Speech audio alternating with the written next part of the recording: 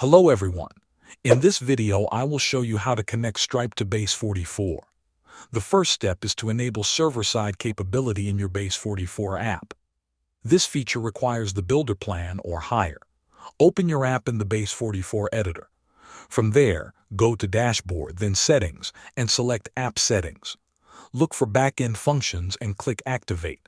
Next, navigate to the Integrations tab in your Base44 dashboard and select Stripe. You will see an option to claim your Stripe sandbox. Click it first to access the test environment. After that, click Claim and go live. You will be prompted to sign in to your Stripe dashboard.